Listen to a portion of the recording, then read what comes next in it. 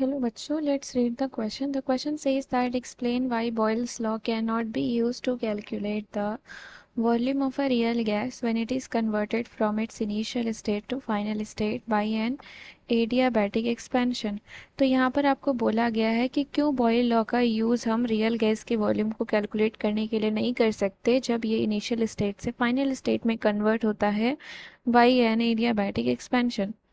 तो इसके लिए हम की कॉन्सेप्ट लिखेंगे. So here the key concept is Boyle's law क्या होता है आपका? According to Boyle's law,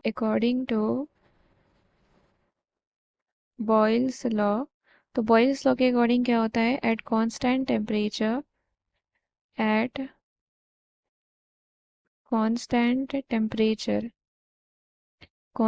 temperature पर जो वॉल्यूम होता है for a given amount of gas वो इन्वर्सली प्रोपोर्शनल होता है प्रेशर के. The volume of a given amount of gas is inversely proportional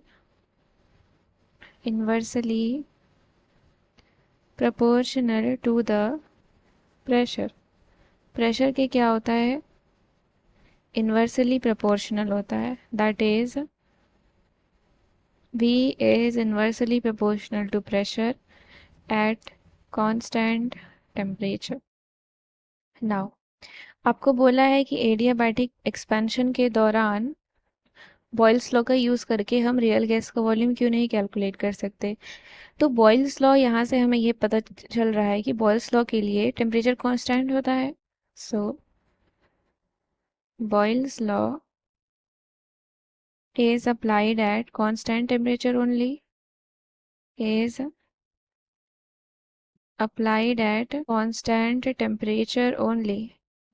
तो कांस्टेंट टेम्परेचर पर आपका बॉयल्स लॉ अप्लाई होता है, जबकि एडियाबैटिक एक्सपेंशन के दौरान क्या होता है? टेम्परेचर डिक्रीज होता है. बट ड्यूरिंग एडियाबैटिक एक्सपेंशन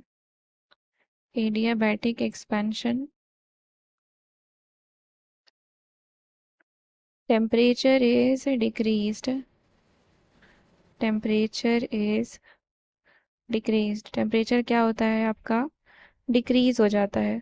तो इसीलिए इस लॉ का हम यूज़ नहीं कर सकते. Therefore this law can not be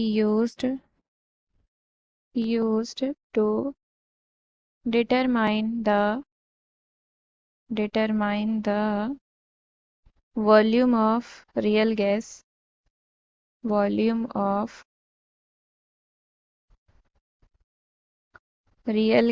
in adiabatic expansion. So I hope you understood it well.